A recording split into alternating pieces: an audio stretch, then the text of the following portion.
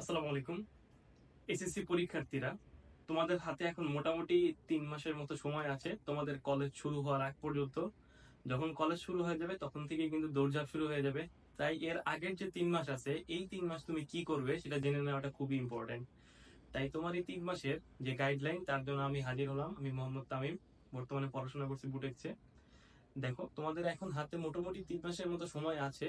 তো এই 3 মাস তোমার প্রপারলি ইউটিলাইজ করতে হবে, যেহেতু তোমার সামনে ইন্টারের মতো বড় একটা চ্যালেঞ্জ।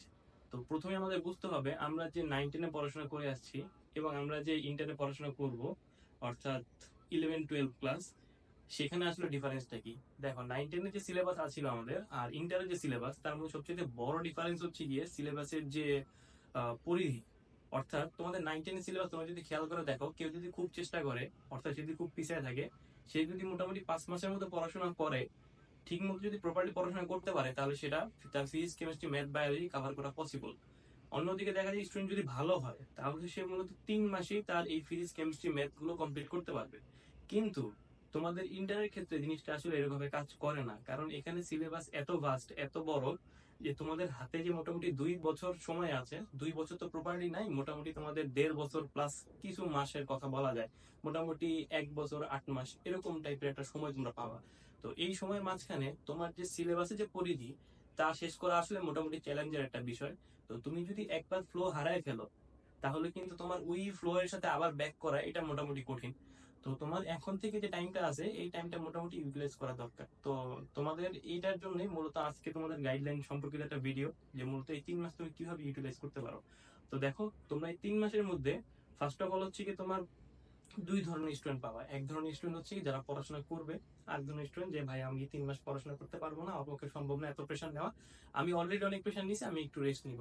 তাদের জন্য বলবো, দেখো, তোমাদের যে এই দুই ধরনের স্টুডেন্ট, তাদের বলবো যারা সেকেন্ড স্টুডেন্ট, যারা পড়াশোনা করবে না, তাদের জন্য দেখো ভাই, তুমি অলরেডি হচ্ছে কি 9-10-এ পড়াশোনা করে আসছো, তো তোমার এখন যে বোর্ড পরীক্ষা দেওয়ার সময় তুমি মোটামুটি হইলে তো পড়াশোনা করছো, আমি ধরে নিব।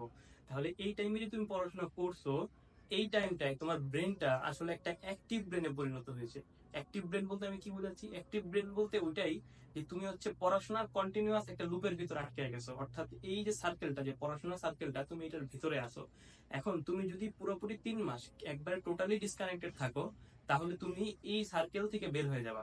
এটা হচ্ছে মূলত প্রবলেম। তাই তোমার কিছু না কিছু করে, অর্থাৎ তুমি rest now, it's undoubtedly the resting time, resting period, but এই টাইমের মাঝখানে তুমি চেষ্টা করতে পারো যে টুকটাক বই পড়ে নিজেকে ইনকারেজ রাখার। অর্থাৎ টুকটাক বই টই যা আছে, গল্পের বই হতে পারে, যে কোনো বই হতে পারে, তুমি বই টই পড়ে নিজের ব্রেনটাকে অ্যাক্টিভ ব্রেন হিসাবে রাখতে পারো, যাতে তোমার ওই যে অ্যাক্টিভনেস, যে তুমি বোর্ডে যে এক্সাম দেওয়ার সময় যে পড়াশোনা করছো, এরপরে তোমার যাতে অ্যাক্টিভনেসটা ধরে থাকে। অ্যাক্টিভনেসটা ধরে রাখলে তুমি সামনে গিয়ে তোমার যখন ইন্টারে কলেজ শুরু হয়ে যাবে, তখন তুমি সেই জিনিসটা ফ্লো এর সাথে খুব দ্রুত আগাইতে পারবা। আচ্ছা, তো এটা গেল হচ্ছে যারা পড়াশোনা করবে না তাদের জন্য সাজেশন। আচ্ছা, আর যারা হচ্ছে কি পড়াশোনা করতেছো, তাদের ভিতরে আবার দুই ধরনের ভাগ আছে। এক ধরনের হচ্ছে কি তোমরা নটরডেমের জন্য পড়াশোনা করতেছো, অর্থাৎ নটরডেমের জন্য ডেডিকেটেডলি তোমরা বিভিন্ন ধরনের কোচিং টোচিং সেখানে গিয়ে পরীক্ষা টরীক্ষা দিচ্ছ। এক ধরনের। আরেক ধরনের হচ্ছে যারা তোমার ইন্টারের পড়াশোনা আগে রাখতেছো। এখন এই দুই ধরনের মধ্যে আসলে বিষয়টা কি, এটা নিয়ে আমাদের মনে অনেক ধরনের কনফিউশন থাকে, যে ভাই আমি কি এখন ইন্টারের পড়াশোনাটা আগে রাখবো, নাকি হচ্ছে কি আমি নটরডেমের প্রিপারেশন নিবো। দেখো, এখানে যে বিষয়টা, তোমার যে কলেজ, যে জিনিসটা কলেজ জিনিসটা ম্যাটার করতেছে একমাত্র তোমার এনভায়রনমেন্টের কারণে, আর সেকেন্ড হচ্ছে তোমার টিচারের কারণে। তোমাদের যে টিচার, তাদের একটা অবশ্যই একটা প্রত্যক্ষ প্রভাব তোমার থাকবে। আর তোমাদের যে এনভায়রনমেন্ট, অর্থাৎ তুমি আশেপাশে যাদের সাথে ঘুরতেছো, যাদের সাথে পড়াশোনা করতেছো, নিশ্চয়ই তারাই দেখবে বুয়েটে, ঢাকা মেডিকেলে, বিভিন্ন ধরনের বড় বড় যে শিক্ষা প্রতিষ্ঠানগুলো আমাদের দেশে, সেগুলোতে তুমি চান্স পাবে। তো তাদের সাথে মিলামিশা করার ফলে তোমার মোটামুটি শেখা হবে যে আসলে এনভায়রনমেন্টটা কিরকম দরকার, আসলে পড়াশোনা কিভাবে করতে হয়। এই জিনিসটা ইম্পর্টেন্ট। বাট তার থেকে বোঝা বেশি ইম্পর্টেন্ট যে তুমি যদি নটরডেমের বদলে অন্য কোনো কলেজে পড়ো, তাও কিন্তু তোমার অ্যাডমিশনে গিয়ে কোন ধরনের ক্ষতি হবে না। অর্থাৎ তুমি এই কলেজ থেকে গেছো, এই কারণে তোমার কিছু মার্ক অ্যাড হইলো, ওই কলেজ থেকে গেছো, তুমি কিছু মার্ক মাইনাস পাইলা, ব্যাপারটা কিন্তু এরকম কোনোদিনও হয় না। তো তোমার ক্ষেত্রে এই বিষয়টা বুঝতে হবে ভাই, যে তুমি কলেজ নটরডেমের জন্য পড়াশোনা করো ঠিক আছে, কিন্তু নটরডেম যদি না হয়, তাহলে ভাই খুব বেশি হতাশ হওয়ার কোনো কারণ নাই। কারণ এখানে কলেজটা ম্যাটার করতেছে খুব বেশি না। জিনিসটা, যে জিনিসটা একেবারে 95% ম্যাটার করতেছে হচ্ছে কি তোমার নিজের পড়াশোনা, অর্থাৎ তুমি নিজে কতটুকু প্রেশার দিছো। আর 5% ম্যাটার করতেছে তোমার পরিবেশ, এমবিয়েন্ট। এখন ওই 5% যদি তোমার অনুকূলে নাও থাকে, 95% তুমি তোমার অনুকূলে আনতে পারবা। তো বিষয়টা এরকম। তাই আমি তোমাদের রেকমেন্ড করব যে এই 3 মাস যদি পড়াশোনা করো, যদি রেস্ট করো তাহলে কোনো অসুবিধা নেই, আমি বলবো রেস্ট করো, কোনো প্যারা নাই। বাট যখন তোমাদের পড়াশোনা শুরু হবে তখন যদি তুমি সেই ফ্লো এর সাথে ধরতে পারো। আর যারা হচ্ছে কি এই টাইমটা পড়াশোনা করবা তাদের জন্য আমার সাজেশন থাকবে, তোমরা এই টাইমটা তোমাদের ইন্টারের যে বইগুলো আছে সেখান থেকে দুই একটা করে চ্যাপ্টার আগায় রাখো। আমি এটা কেন বলতেছি, কেন নটরডেমকে এটার উপরে রাখতেছি, এটা রিজন হচ্ছে গিয়ে তোমরা যখন ইন্টারে পড়াশোনা শুরু করবা, ইন্টারের সিলেবাস গুলো মোটামুটি একটু বড় তোমাদের 9-10 এর তুলনায়, সেখানে গিয়ে পোলাপান একটু ধাক্কা খায়। তো এই জায়গায় যদি তোমার সিলেবাসটা একটু হইলেও স্টার্ট করা থাকে, তোমরা যখন ক্লাসে যাবা তোমাদের দেখা যাবে যে তোমরা এই যে পড়াইতে তোমার স্যার ধরো ভেক্টর পড়াইতেছে অথবা তোমার ম্যাথের ত্রিকোণমিতি পড়াচ্ছেন, তো তখন তুমি দেখবা যে তুমি এই জিনিসগুলো টুকটাক টুকটাক হইলেও পারো, ক্লাসের অন্যান্য মানুষ থেকে তুমি একটু হইলে আগে আসো।